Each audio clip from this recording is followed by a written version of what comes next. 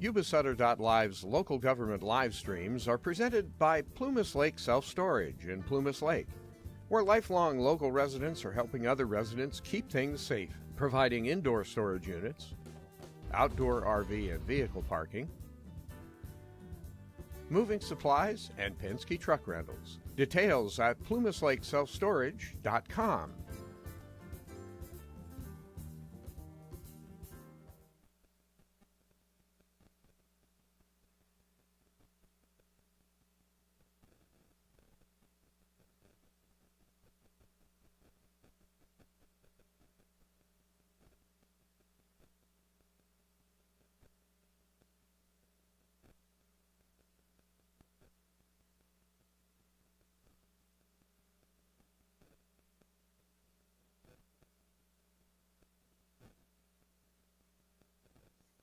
You can run, but you can't hide. I'm here. I was just waiting for Supervisor Fuhrer to get up on the dais. Well, I didn't bring my hearing aids. Hopefully I can hear half of this stuff.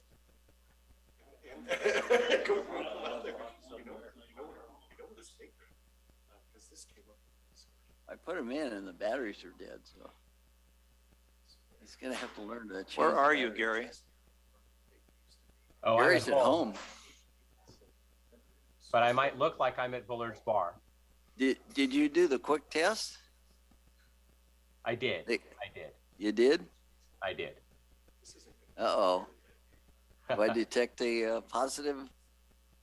Well, I'm about done with that, but last week, yes. But county policy follows CalOSHA, so 10 days I am unable to be at county facilities.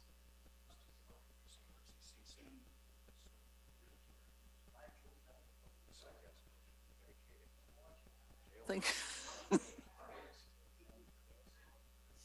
Yeah. That interview you did, I played. That is really sharp. Right. That yes to Yuba. Thank you. Yeah. Well, we've got a great team working on that. So it was great to have that opportunity. I've never seen that before. Now I've already referred a couple of young Turks to Rachel. She's dynamo. Yep. Okay. So recording in progress. Good morning and welcome to the Yuba County Board of Supervisors meeting for Tuesday, January 11th, 2022. As a courtesy to others, please turn off cell phones or other electronic devices which may disrupt the meeting. If attending via Zoom, please have your microphones muted at all times when you're not speaking. All items on the agenda, other than correspondence and board and staff member reports, are considered items for which the board may take action. The board will be given the public will be given an opportunity to comment on action items on the agenda when the item is heard, and comments shall be limited to 3 minutes per individual or group. We're going to start off this morning with the Pledge of Allegiance. Supervisor Fletcher, will you lead us in that, please? Please stand. Salute. Pledge. I pledge allegiance to the flag of the United States of America and to the republic for which it stands, one nation, under God, indivisible, with liberty and justice for all. Great, thank you. Next is roll call, Mary. Supervisor Vasquez, Here. Supervisor Blazer, Here. Supervisor Fuhrer, Yes. Supervisor Bradford, Here. Supervisor Fletcher. Here. Thank you. Great, thank you. Next up is a chair of the board statement. So I'm gonna reflect a little bit on 2021. We started off 2021 by saying goodbye to Supervisors Lofton and Leahy and welcoming Supervisors Blazer and Fuhrer to our team. After about a year of meeting remotely due to COVID, we returned to in-person meetings in April. It was great to be back in person, but I'm also proud of the fact that we continue to provide opportunities to participate remotely via Zoom. This approach maximizes our accessibility for the public while allowing flexibility for staff and board members when needed.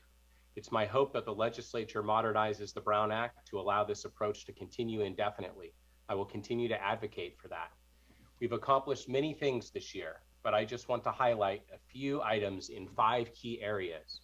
With respect to redistricting, we unanimously adopted an updated supervisorial district map that aligned with the vast majority of the input we received. With respect to homelessness and housing, we worked with partners to break ground on the Cedar Lane Affordable Housing Project and 2 permanent supportive housing projects in the community of Linda. We saw increased development in Edgewater and Plumas Lake. With respect to transportation infrastructure, we performed slurry seal on 25 miles of roadway and 5 CSAs. We rehabilitated and performed overlays on 14.5 miles of county roads thanks to gas tax revenue. We awarded a contract for the North Beale Road Complete Streets Phase 2. We added sidewalks, curbs, gutters, and new pavement to 11th Avenue and Olivehurst. And one of my personal favorites, we completed the rehabilitation of Ostrom Road, a primary route to our largest employer, Beale Air Force Base. With respect to economic development, we worked with Yuba Water Agency and Trilla to lower levy impact fees by over 50% and reduce property taxes associated with completed levy work. We negotiated an MOU with Enterprise Rancheria that resulted in almost $2 million in additional revenue to the county to cover public safety and infrastructure impacts resulting from the project and the expansion that's currently underway. We established the Yes to Yuba initiative to provide concierge service to businesses in Yuba County looking to grow or to those who are looking to move their business to Yuba County. We passed a resolution to support a regional effort by Yuba County, Yuba Water Agency, OPUD, and the City of Wheatland to bring water and wastewater to the Highway 65 corridor, including the City of Wheatland, to support future development and economic growth in the South County. With respect to public safety, we broke ground on the new Tri-County Juvenile Hall, and thanks to ongoing Measure K revenue, we were able to allocate $1.2 million to our Yuba County fire districts, $3.6 million to the Sheriff's Office, District Attorney, and Probation, plus an additional $1.2 million for other county public safety and essential services functions in this year's budget. Measure K revenue will allow the Sheriff's Department to add 26 new positions. I want to thank county staff for your efforts in accomplishing these things and much more, and for helping us take care of our constituents every single day. I also want to thank my fellow board members for all of their efforts this year. While we may not always agree, we've shown we can still get along and work together for the benefit of Yuba County. That is a critical component of a functioning board and a functioning government. Thank you for the opportunity to serve as your chair in 2021, and I'm looking forward to more great accomplishments in 2022. So with that, Mary, I'll turn it over to you for election of the 2022 chair and vice chair. Thank you, Gary. This is a time and place for nominations for the chairman of the Board of Supervisors. I will nominate Randy Fletcher For chair of the board? for chair. Yes. I'll second. Okay, we will not take the second motion yet. I will go ahead and repeat 3 times. Are there any further nominations for chairman? Are there any further nominations for chairman? Are there any further nominations for chairman? I will now take a motion and a second, please. Nominate the motion for nominating Randy Fletcher for chair of the board. And I'll second.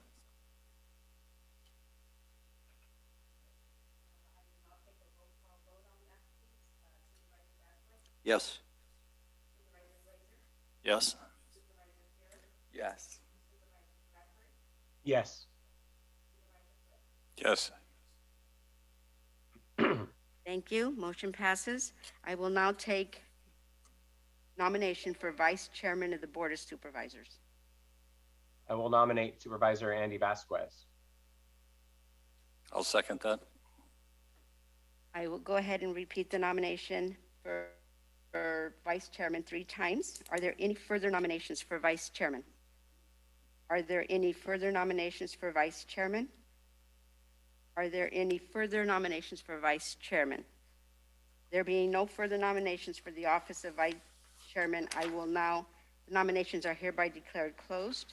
I will go ahead and take first. I know Supervisor, I will go ahead and take a first and a second, please.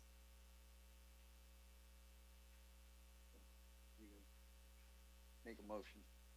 I'll make a motion to nominate Andy Vasquez as vice chair. I'll second that.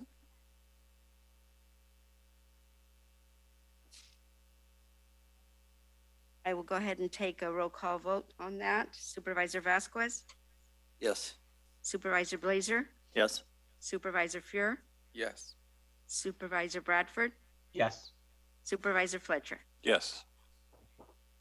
With that, the nominations are declared closed. I will go ahead and the election of the officers for the year of 2022 have been concluded. I hereby declare the reorganization portion of this meeting adjourned and turn the gavel over to Chairman Fletcher.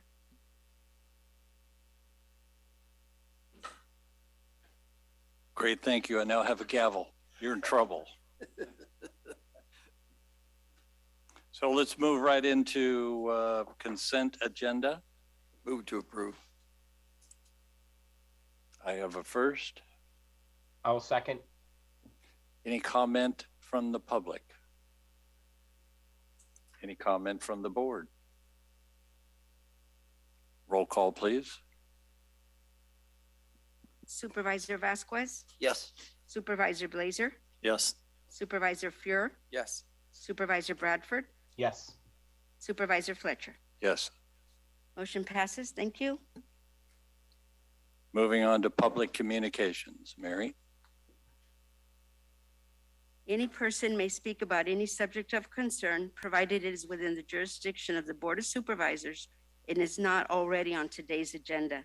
The total amount of time allotted for receiving such public communication shall be limited to a total of 15 minutes, and each individual or group will be limited to no more than 3 minutes. Prior to this time, speakers are requested to fill out a request to speak card and submit it to the clerk of the Board of Supervisors. If you are participating via Zoom and wish to comment, please use the raise hand function or *9 if participating on a phone. Please note, no board action can be taken on comments made under this heading. And through the chair, we do have 4 cards here. I will go ahead and call the first person, who is Tom McWhorter.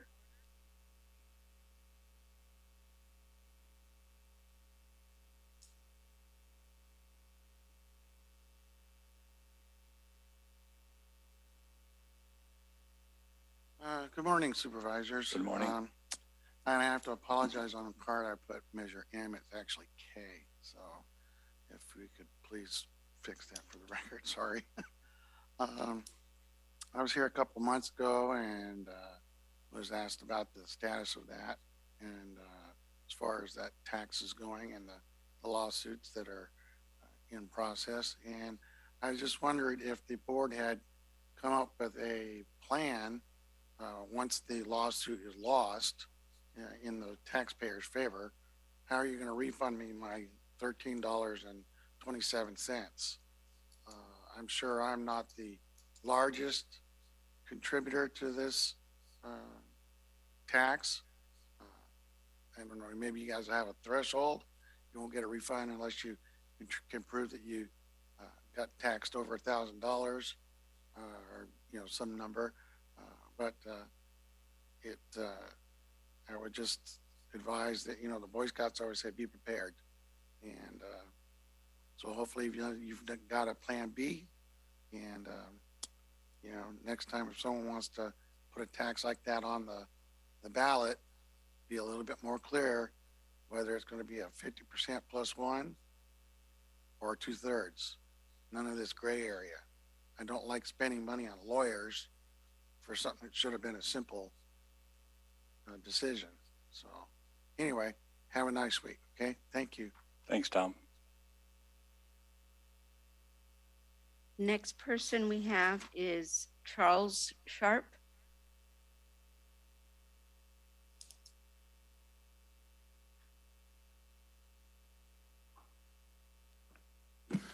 Yes.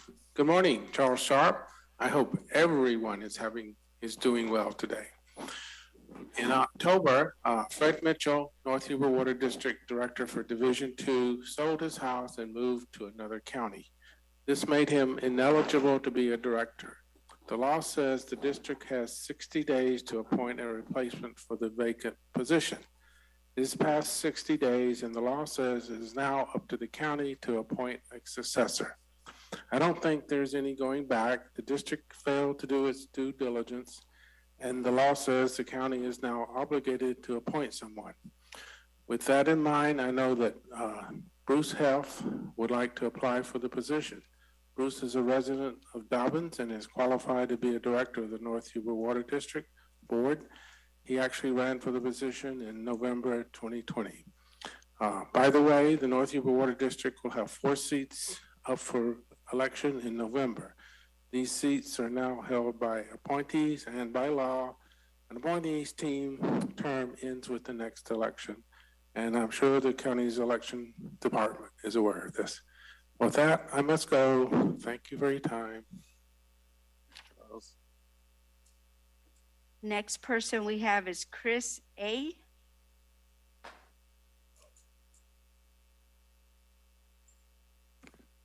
Good morning. Can you hear me? Good morning. Matt? Okay.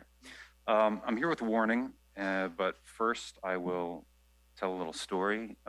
Earlier in the spring, I was sitting on my porch contemplating. I've owned my properties for 7 years, and I was contemplating quitting my job elsewhere, starting a business here, and starting a family here. And as I was sitting on the porch thinking about that, I heard for the first time in my life in person fully automatic gunfire. And then 5 minutes later, I heard it again from somewhere else.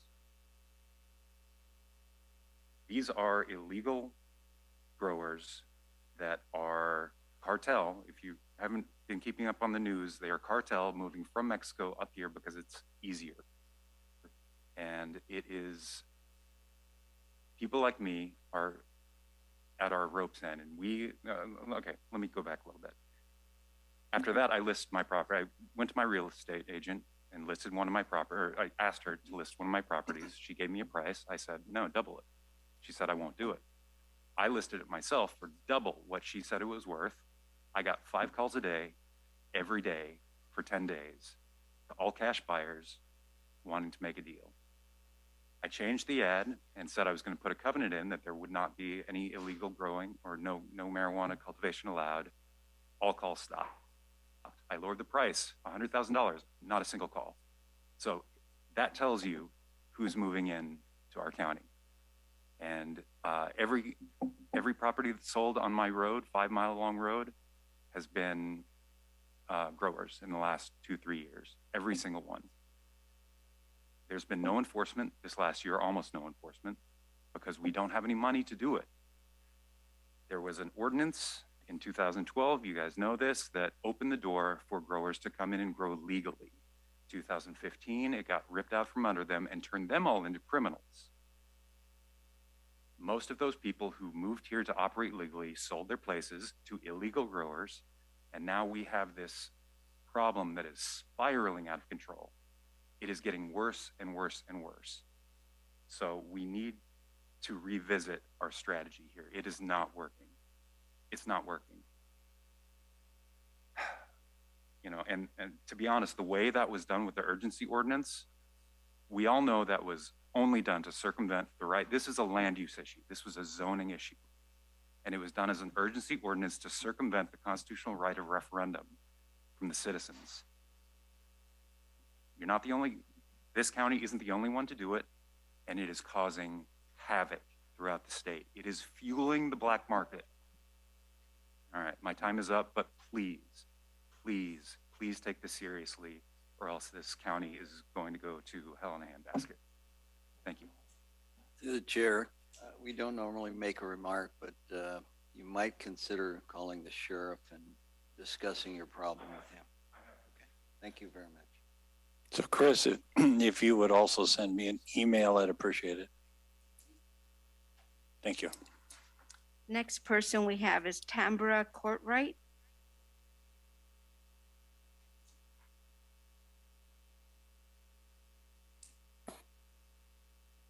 Hi, good morning, supervisors and Yuba County. I have life has not afforded me the ability to be at a lot of these meetings. I plan to remedy that. And one of the questions for me that arose right away was the fact that this committee, this meeting has a Pledge of Allegiance and does not have an invocation. And my understanding, I think an invocation, God first, government, country second, is a better way to approach things. So I'm going to do an invocation. Lord, I thank you for this county. I thank you for what you're going to do in this county. I thank you that you have your hand on the people and that you have plans and purposes. I pray that you would move amongst the people, that you would move people out that need to be moved out and move people in that need to be moved in, as far as the population and in the government seats. I thank you that you are sovereign and that you have a plan and a purpose, in Jesus' name. And then I also would like to just address, I thank you very much for having open meetings and the ability to be here as a citizen in person. And I can appreciate that this works for some people. I will not discount that, but it is very important that we can be here in person, and that takes precedence over this every day, in my opinion. And that's all I wanted to say today. Thank you. Thanks, Pam. Thank you.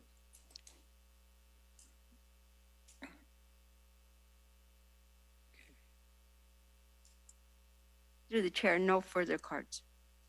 Are there any Zoom meeting? No, no one through Zoom also. Very good.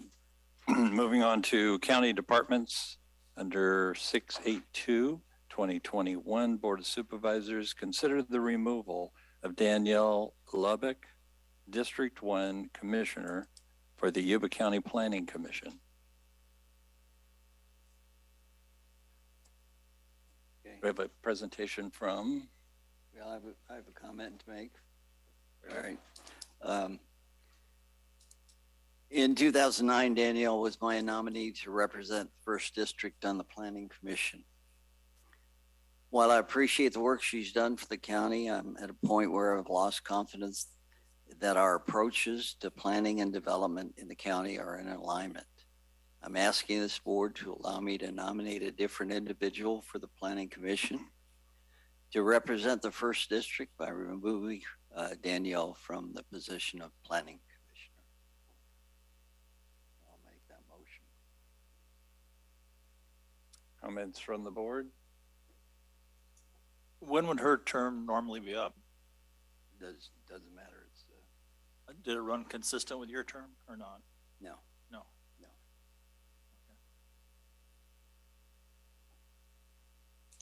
Comments from the public?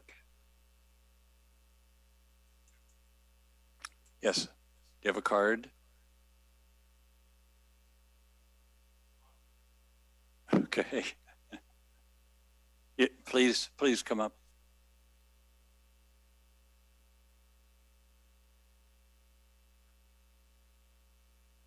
And your name? My name's Tom McWhorter. Andy's requested you guys remove the commissioner, Danielle, and I'd like to know what the differences are.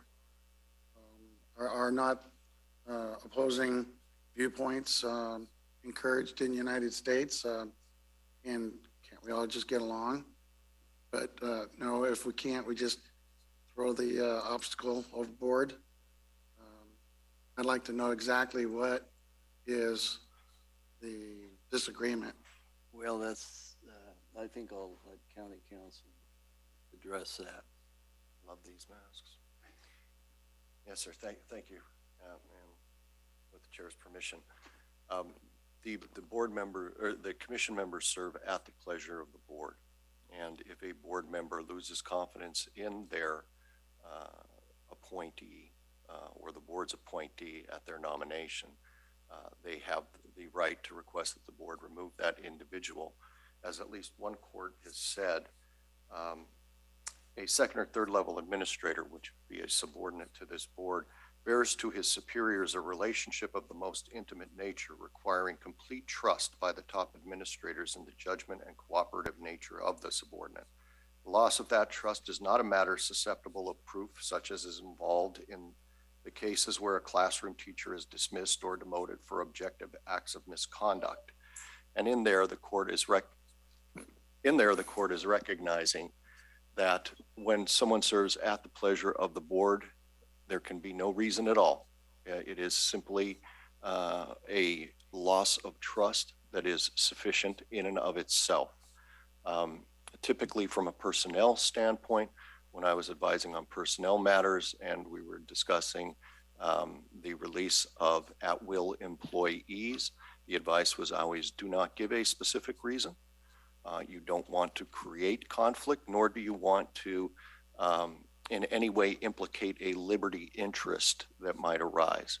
So I think what Supervisor Vasquez has said is he has lost trust that they share a vision for the county, and my counsel would be that is sufficient. If you'd like to have discussions offline with anyone, that would be perfectly fine. But for our purposes today, I think Supervisor Vasquez has met the call of our ordinance and statutory requirements. So just hide instead of explaining the matter and possibly smoothing the issue out. I think my statement that I lost confidence in our goals covers it pretty much. I disagree, Andy. Well, so and like I said, entitled. Opposing viewpoints are what it's all about. So anyway. Okay, any questions from the board? I have a motion. Do I have a second? I will second. Do I have a second from Gary? It is. Roll call, please. Supervisor Vasquez, Yes. Supervisor Blazer, No. Supervisor Fuhr, Yes. Supervisor Bradford, Yes. Supervisor Fletcher. Yes. Motion passes. Thank you.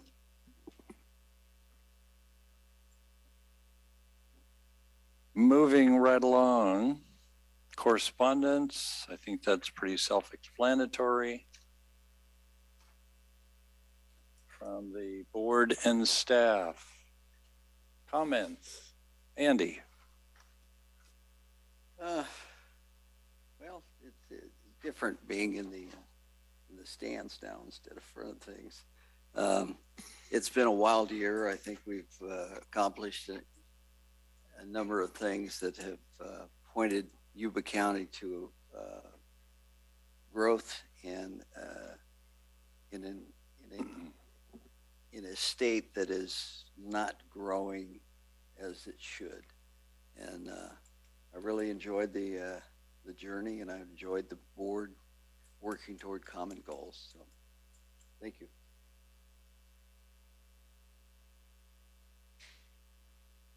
Moving down the line. Don? Thank you, Gary, for reminding us of all the things we did accomplish.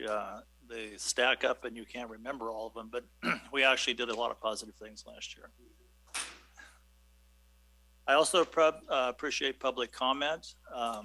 That's the whole point of being here, I think. It's good to have a little bit of disagreement now and then. It just raises more questions. So I'm looking forward to moving forward because I think we have once again, a nice collection of supervisors. So I'm looking forward to the next year. Thanks. Beth. Thank you, Gary, for your service. You did a great job. As my first year, I appreciated you being the chair. And again, I want to thank staff again for always their prompt response to my questions, helping clarify issues I have. And I do like seeing all of the faces out here for the meetings and their comments. Having an invocation today was very nice. Thank you. Very good. From the CAO's office, Sean? I just want to acknowledge all the staff that worked with our low snow event for December, specifically the road crew, did some long hours and a lot of plowing on the roads, so we're very appreciative of that. And also to Yuba County Office of Ed and the Water Agency, who also provided some great assistance to help out the folks in Camptonville. That's all for CAO. Thanks. From County Council? Nothing, thank you, Chair. Very good. Mary, any comments? Nothing. Thank you. So if I might, I'd like to take a couple of minutes and kind of also reflect back. A great presentation, Gary. I've forgotten how much stuff we did go through, considering COVID and all the work that happened, that is mostly presented to the board and staff and all the great work they've done. So 5 years ago, I was chairman of the board, 2017, and we started that year off with the evacuation, the Oroville Dam incident. And then we moved into the fall with the fire, the Cascade Fire. A pretty active year that year. This year, we've started off with the snow in the foothills, power outage, road closures, and a bit of a mess. I really want to thank staff for all their hard work, long hours, amazing what they accomplished. And let me add to that the support from PG&E. I think they've done a tremendous job in the foothills and all their support in Yuba County. Especially Jeff Lee, who worked closely with our OES and accomplished a great deal. CCP, the Superintendent of Schools, Francisco Rivelis, thank you for your time and energy in coordination and making Yuba County a better place to live. Over the past 7 years, I've learned the importance of teamwork and how hard our county employees work. On behalf of the public, I really want to thank you, the employees, for your dedication and hard work. I've also learned what it takes to get projects done, particularly in Yuba County, and that's local planning, local control, and funding from multiple sources. In 2022, I'll be focused on 3 particular items: fire safety, water issues, and broadband. To accomplish these goals, I'll need the support from the full board, staff, specific volunteer groups like the RCRC, Fire Safe Council, fire departments, the volunteer fire departments, and the public. I really look forward to a non-eventful emergency year in Yuba County, but accomplishing a great deal if we can get it done. So again, Gary, thank you very much for your time last year. A lot of work. We had challenges, and hopefully we don't have as many challenges, but a lot of good projects that we can accomplish this year. From there, we will move into closed session. We have 2 items that we'll be covering since it's in the... Through the chair, if Yes. I may, we did receive 1 public comment. I know public comment is passed, not sure if we can take the comment or not. Sure, let's, I think we've got the time to do that. Okay, so we will call Donna Wahlberg.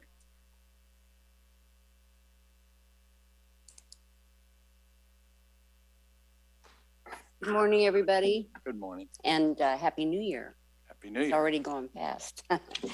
Anyway, I just wanted to comment on the meeting time.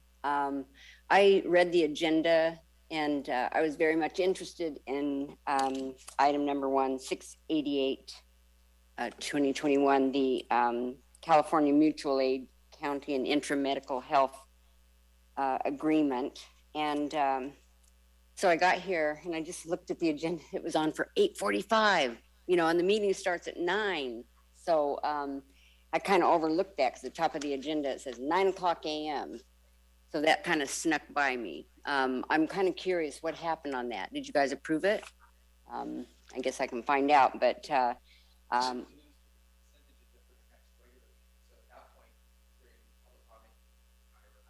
from the consent agenda.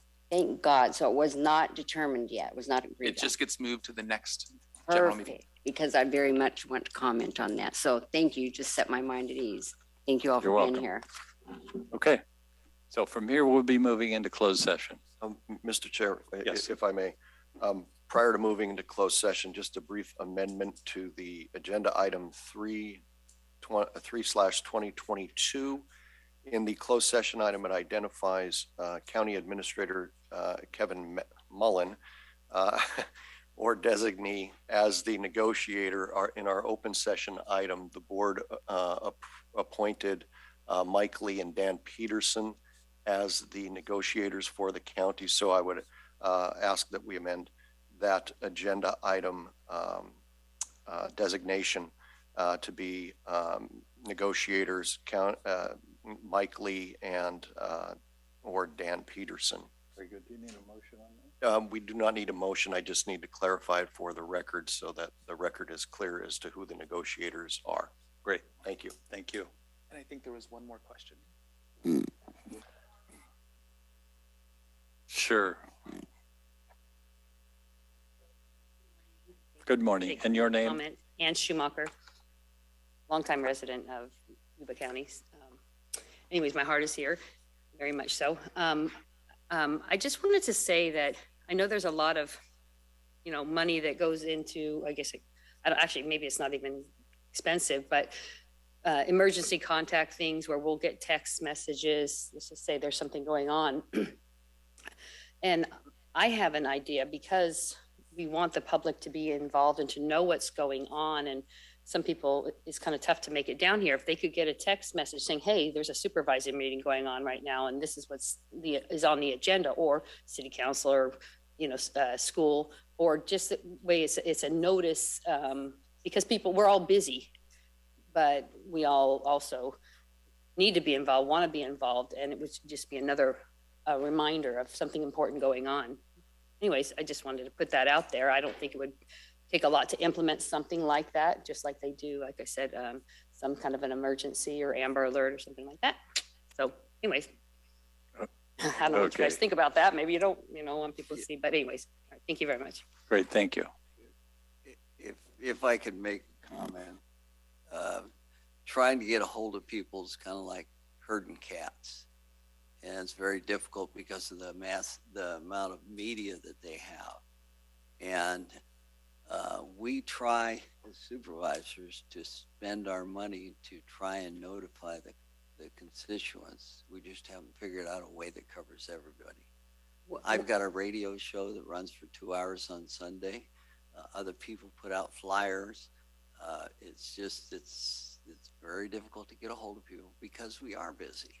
Well, text messaging seems really easy, and some people obviously miss some of their text messages. I get tons of text messages, but they do utilize text messaging. I'm just saying, not everybody does text, and not everybody pays attention to the text. Yeah. I mean, it's one way, but it could also be linked to an email. I'm just telling you, there are different avenues we're trying so that we can reach all the people. That's why we're open. Yeah. Feel free to give me a call. Maybe it's like an opt-in, some kind of opt-in, or. Feel free to give me a call or a text and we can talk about that. Okay, all right. Thank you. Appreciate that very much. Bye-bye. Sorry about that. There was a magic button we could touch it, but. I actually, the Appeal Democrat has their community calendar every day. And I just look at that and try to miss something. Most government meetings they list. Yeah, well, that's why they do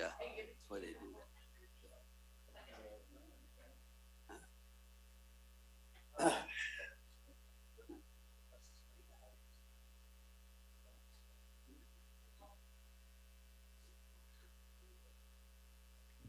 Mary, you're going to move me into a breakout room, correct?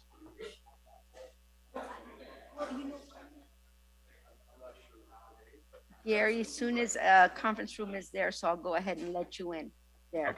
Okay.